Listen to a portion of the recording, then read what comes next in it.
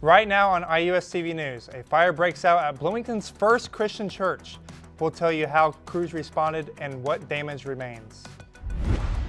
Plus, all eyes are on Washington as the government shutdown continues. We'll break down what it could mean for Bloomington residents and students. But first, a series of vehicle thefts hit our area. Please share what drivers need to do to stay safe. And we got some water today, but it's not going to be here the rest of the week. We've got your game day forecast coming up here in a bit after the news.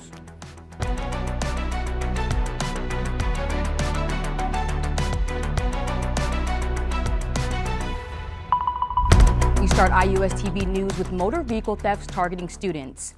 The latest incident happened September 28th near 7th and Eagleson, pushing the total to 8 cases since the semester began. Thanks for joining us. I'm Paris Payton. And I'm Dylan Dryman. Here's what we know right now.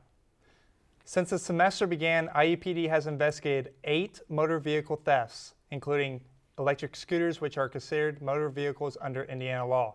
Most of these thefts, 6 out of the 8, have happened at dorms. Camera footage from Forest Quad shows a white male stealing a scooter wearing a black graphic tee, dark shorts, a flat brim hat, and black shoes.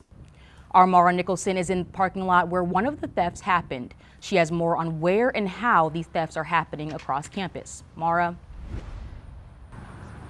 That's right. As the school year begins, it's not uncommon to see thefts arise. However, it is rapidly increasing. As of within the last 2 weeks, 2 scooters and 2 cars have been reported stolen from some of the IU's most popular parking spots. Our police department is doing a lot to try to prevent these thefts from happening. We often patrol different areas of campus where we know these crimes are higher.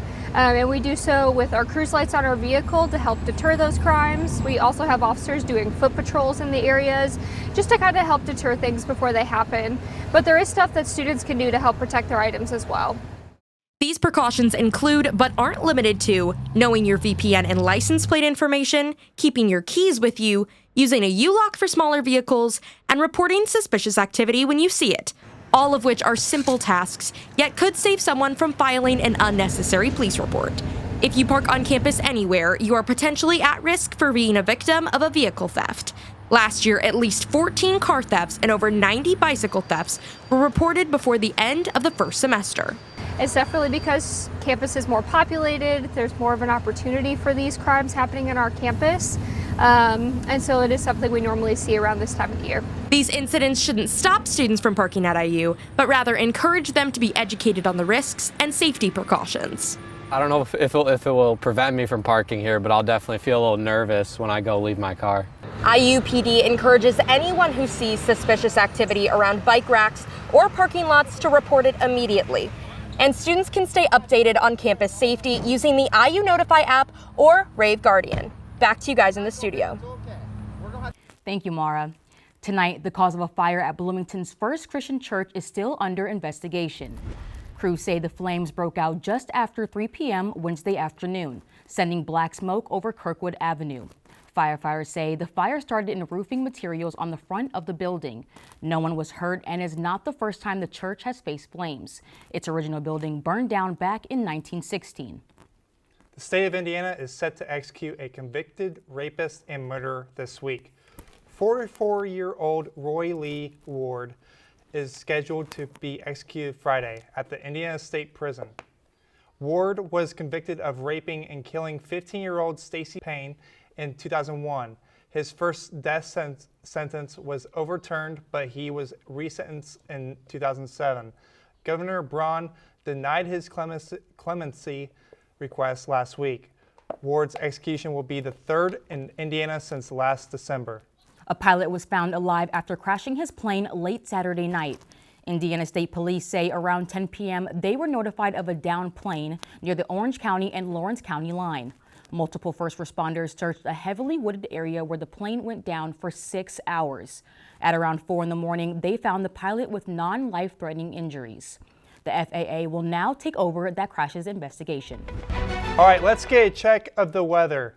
It was rainy out there today, but I'm hearing we've got some better weather on the way. Our Quentin Condra is in with the latest. Hey, Quentin. Hey, so again, we got that rain today, but that's going to be the most that we see this week. As for our temperatures here today, mostly in the 70s as that rain gets out of here. 73 to here in Bloomington, pretty much mid-70s across the board.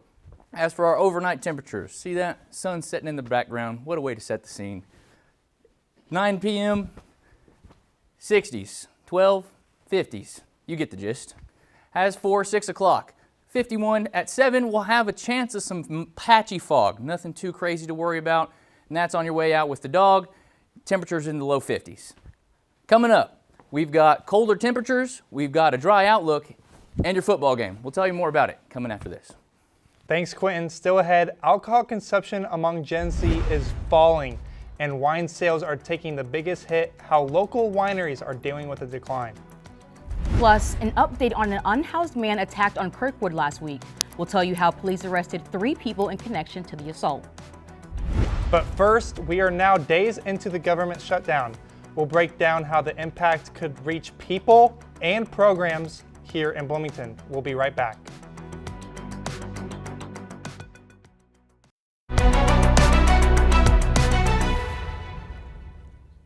Welcome back. With the federal government continuing its partial closure without a funding resolution, some IU students could soon feel the effects. There is currently no funding set aside for military and reserve personnel. Amid the shutdown, this means for organizations here on campus like the Army and Air Force ROTC, tuition for stipends could be withheld from students in those programs. That's what's happening here in Bloomington, but to help break down what this government shutdown means nationally, our Mike Bedrov joins us in studio to explain. Hey, Mike. Thank you, Paris. And at the time of this taping, we are near the end of day 6 of the U.S. government partial shutdown. And all eyes are on Congress to pass a resolution for more funding. I've got the recap, the explanation. I will try to keep it short and sweet, unlike this shutdown. Moving forward to the recap, on October 1st, federal funding did not pass, and that means for the new fiscal year, the government is not funded, or at least partially so. Bills have passed through the House, but the Senate has denied them, and Senate Democrats, while in the minority, they need 60 votes in the Senate to pass, and that has not been acquired. Only a partial shutdown, which means some services will continue, but a lot of federal workers will remain unpaid. Also means there's a divide here, and like any other problem in Congress, a divide, when there's no give and take, leads to a halt in progression. If you looked on any federal website, or a majority of them, you've gotten statements saying the radical left Democrats are blamed for the divide and the pause in federal funding, while other Democrats are saying it's the fault of Mike Johnson, who sent Republicans home and House lawmakers for district work week. But for the recap, Republicans have passed a resolution in the House to continue government funding. It's called a continued resolution. Democrats want to extend and support the Affordable Care Act, which would expire in this new fiscal year, and without extending, millions of Americans would lose premiums and access to affordable health care. For the civic process, there's a lot of things going on here, and I'll try to explain it the best I can from what I've researched and what I've learned. The 12 appropriation acts are needed for the new fiscal year, and all 12 did not pass. There's only a couple that did, and those are for things like defense, health, environment. And all 12 of them were not passed, so they need to go and do a continuing resolution, which was proposed to continue funding for the federal government. But it needs 60 votes in the Senate to pass, and Republicans only hold 53 seats, Democrats hold 45 seats, and Independents hold 2 seats, which means if you can do math, that's another 7 votes that the Republicans would need, and even there's Republicans voting against this continued resolution. But for the national impact, and there's a lot, essential services will continue, but there are multiple government employees that will be furloughed and held without pay. 2 million federal troops will remain deployed without pay, as someone I just mentioned. The SNAP food program will continue, but funding could run out if the shutdown goes for too long. National parks are closed based on a law made in 2019, when the last time that they kept national parks open, there was many acts of vandalism and crime committed in the forest. ICE and hospital staff and air traffic controllers will continue to work without pay, but there are multiple air traffic controllers across the nation that are continuing to call off because they don't want to work without pay, which is pretty reasonable.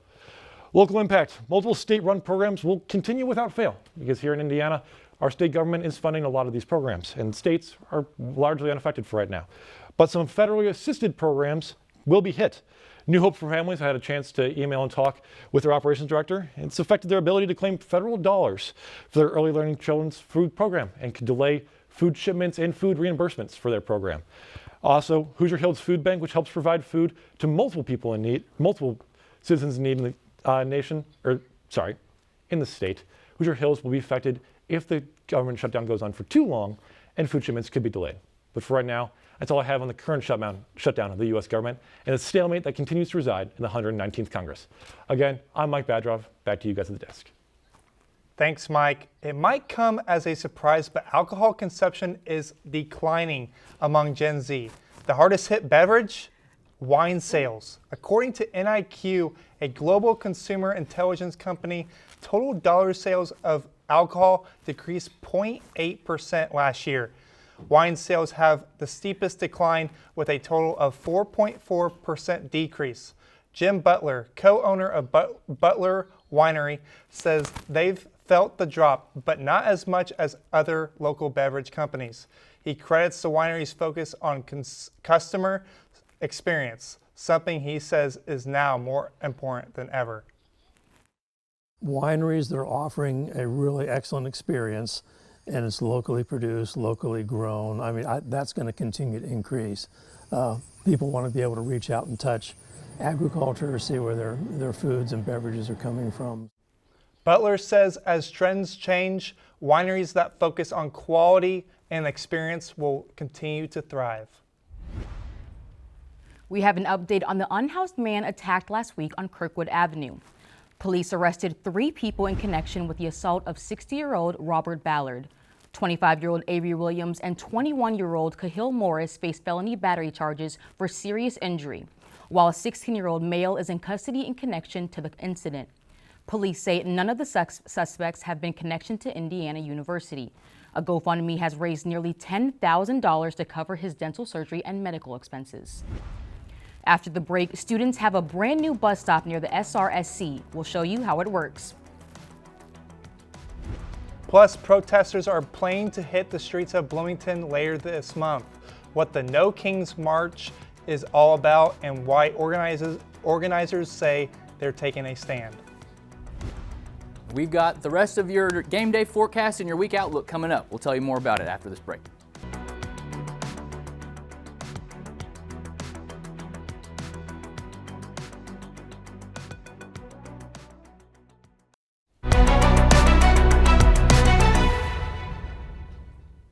Welcome back. IU students have a new bus stop right outside the SRSC. The stop is part of Route 6, which connects IU's campus to not only downtown, but some surrounding neighborhoods too. It replaces the previous stop at the Tulip Tree Apartments, giving students a closer stop to the rec center. Route 6 runs 7 days a week, but heads up, Bloomington Transit will have reduced routes during fall break, starting Friday. One of the nation's largest single-day protests in its history is getting ready for round 2. On October 18th, the No Kings 2 protests take place all around the country, including here in Bloomington. Protesters will gather outside the Monroe County Courthouse from 2 to 4:30 p.m. One IU professor says the protest, just like the first one back in June, will challenge the Trump administration's actions. There's a social reaction to what's perceived to be pretty heavy-handed activity and maybe even authoritarian activity by the executive branch when things are happening that are in significant violation of institutional norms. Once again, the protest will be on October 18th, the same day as the IU football homecoming game versus Michigan State. We are all familiar with Lake Monroe, just a 20-minute drive from campus. It's a beautiful place to hike, fish, swim, or just get a breath of fresh air. It's also a place the U.S. Forest Service has plans for. We'll send it out to Lake Monroe, where we find our Isaac Perlick to tell us more about these plans. Isaac? Yeah, that's right. I'm here on one of the many trails here along Lake Monroe, which has been a point of controversy here for years now, as the U.S. Forest Service has long had plans for some logging, construction, and even burning in this area. But those plans have been met with a lot of legal pushback, most recently last month, when a U.S. federal judge put a stop to those plans, saying the Forest Service needs to put more research and more input into the plans for this area. I talked to one local organization who knows this area pretty well, and they agreed, saying that there's a lot more to Lake Monroe than meets the eye. You need to take a hard look at the impacts on Lake Monroe. That's the message of Friends of Lake Monroe, a nonprofit focused on the lake and its watershed. a 441 square mile, 5-county area known for its steep slopes, dotted with oak and hickory trees.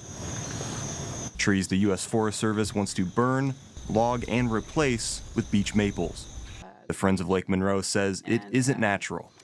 The effort to just continually burn and intervene in order to interrupt what a natural system is going to seems backward to us.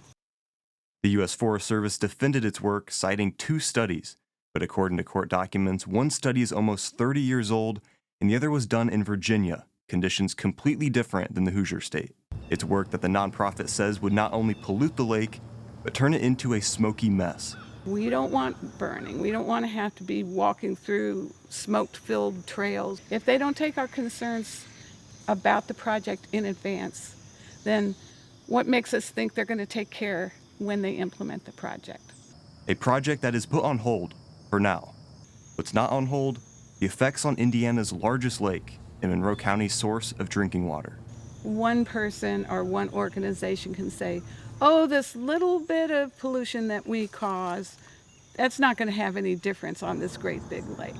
But every little piece of land has that contribution of their little bit of pollution, and all that accumulates in the lake. So you can't discount it by just saying, my little bit doesn't count. Every little bit counts. Now, the U.S. Forest Service will meet with the judge and work through all of these issues that were brought up. Also decide on a timeline for all of these projects. We'll, of course, keep you updated on all of that as it happens. But for now, that's all I have here from Lake Monroe. I'll send it back to you guys at the desk.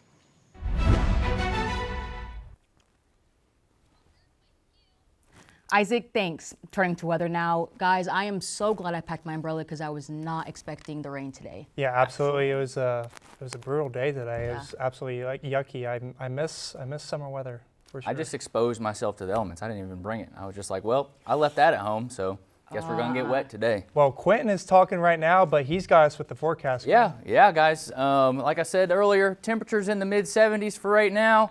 Across the board, pretty much, where Spencer, accidents happen in temperatures, 50s, starting out the day, ending in the 60s. Mostly sunny, a slight breeze, mostly 10 miles per hour. Don't worry about it. Just a pleasant little breeze. As for Thursday, here's your cooling off temperatures. You got temperatures in the upper to mid 60s. Not too bad, not too bad. But as for Saturday, here in Bloomington, temperatures getting into the 70s, pleasant day, couple of clouds, a little slight breeze. A beautiful day. As for in Eugene, Oregon, who the freak lives there? But anyway, mostly rain. Mostly rain throughout the day. 90% chance of rain throughout the entire game before and after. So if you're going, again, ducks swim, but we eat dairy around here. So watch out there. Anyway, as for your 7-day forecast, mostly sunny skies throughout the week. And again, we get it. We're ready for some actual exciting weather. But anyway, temperatures are getting into the mid-70s back in the week, cooling off throughout the middle of the week. Next in sports, your Indiana Hoosiers are gearing up for their biggest test of the season. As they get ready to face third-ranked Oregon, I'll have the full preview when we come back.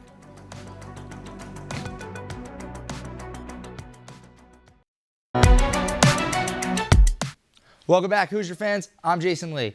Let's talk some sports.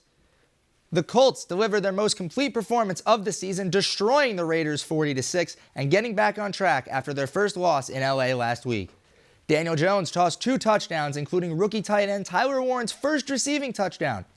With Warren continuing his strong rookie campaign, his offensive Rookie of the Year stock is rising as he emerges as a go-to target in the pass game. The defense was dominant, capitalizing on a blocked punt and 2 interceptions, and the Colts now look ahead to next week riding major momentum at 4-1.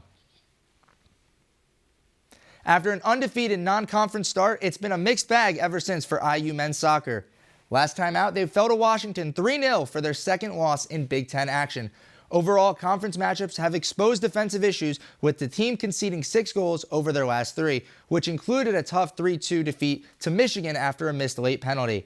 For Indiana to turn it around, Coach Yeagley stresses improved communication and finishing, especially in key moments. Up next is a gritty test against Ohio State, where the Hoosiers will need to dig deep to halt their current slide and stay in the conference hunt. Taking a look at football, it'll be a pivotal afternoon in Eugene Saturday when number 3 Oregon hosts number 7 Indiana at 3:30 inside Autzen Stadium. Indiana charges into Eugene as a legit national contender led by Heisman frontrunner Fernando Mendoza. The Cal transfer quarterback has turned IU's offense into a juggernaut, tossing 16 touchdowns with a 73% completion rate and only 1 interception, fueling an undefeated start and a leap into the top 10. Oregon's Autzen Stadium is a fortress, with the Ducks riding an 18-game home win streak, and quarterback Dante Moore is lighting up defenses nationwide. Stopping Moore is the Hoosiers' biggest challenge yet, but Indiana's opportunistic defense plus Mendoza's elite decision-making gives this matchup real upset potential. With all eyes on Saturday's clash, this could catapult IU from playoff hopeful to title threat. And for the latest on all things IU sports, be sure to tune in each week to Hoosier Sports Night. You can catch it on Thursday on IUSTV. That's all for sports. Back to you at the desk. Thanks, Jason.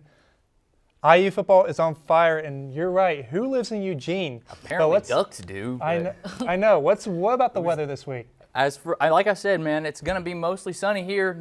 We experienced the wetness today. That's going to be about it. But temperatures, again, getting into they're going to dip on Thursday and Friday. The lows are going to get into like the upper 40s, upper 30s, lower 40s, and then building up throughout the week into the 70s, and with the lows getting up into 50 by Monday. All right, Quentin, thanks. And thank you for watching IUSTV News. For updates between newscasts, check out IUSTV.com. And be sure to follow us on Facebook, Instagram, and X. We're back here next week. See you then.